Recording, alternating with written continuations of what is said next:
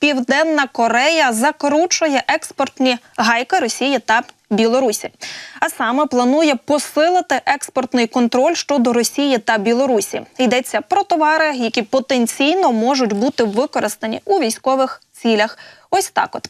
Особливо зосередяться на моніторингу експорту загальних високопріоритетних товарів, включно з чипами, які можуть застосовуватися в безпілотниках. Ось такий от сюрприз.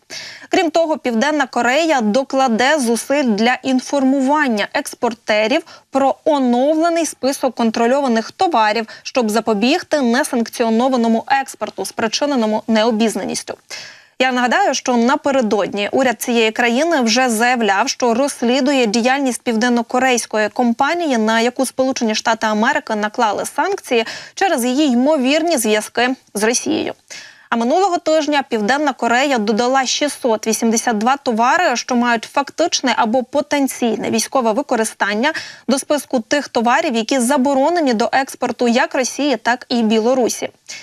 Ну а тим часом Європа продовжує, відчайдушно полювати на боєприпаси, щоб допомогти Україні.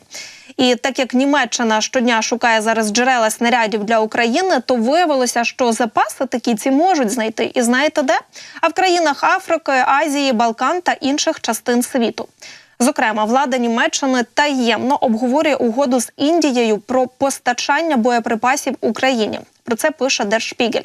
При цьому, за даними видання, у Нью-Делі не хочуть начебто поки що відкривати цю інформацію та продавати снаряди відкрито для Збройних сил України. Ну, це через те, щоб не псувати свої відносини з Росією, з якою, до речі, вони налагоджили свої торгівельно-економічні відносини.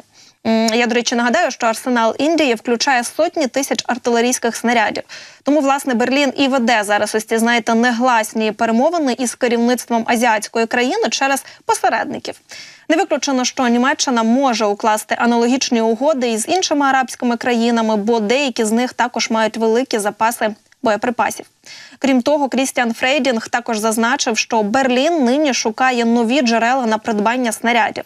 І ось вже за його словами, на закупівлю зброї для України уряд Німеччини виділить 7 мільярдів євро до 2024 року.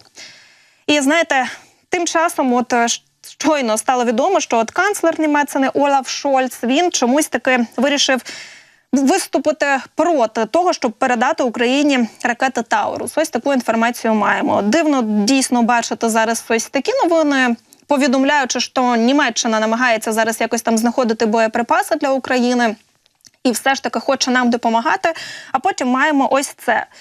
Дивне, рішення, але воно, мабуть, і очікуване, тому що останніми днями про це говорили, як і про те, що Шольц дійсно може бути проти. Ми про це поговоримо далі упродовж нашого ефіру, зокрема із експертом, з військовим експертом, який більше розуміє, що зараз необхідно нам, зокрема, на полі бою, і якось ця зараз відмова Шольца може вплинути на перебіг взагалі бойових дій і цієї війни. Ну а тим часом, як повідомляє вже українська розвідка, Росія планує виготовити 2 мільйони 700 тисяч снарядів у 2024 році. Так от, в ГУР кажуть, що минулого року окупанти вже виготовили близько 2 мільйонів снарядів. Наразі відомо, що росіяни також отримали 1,5 мільйони снарядів із Північної Кореї. Але зазначається, що це боєприпаси 70-х та 80-х років, тому половина з них не спрацьовує. І це дійсно цікаво, і чи дійсно це так, про це ми також будемо говорити і розпитувати про все у військового експерта, який буде долучатися до нашого ефіру.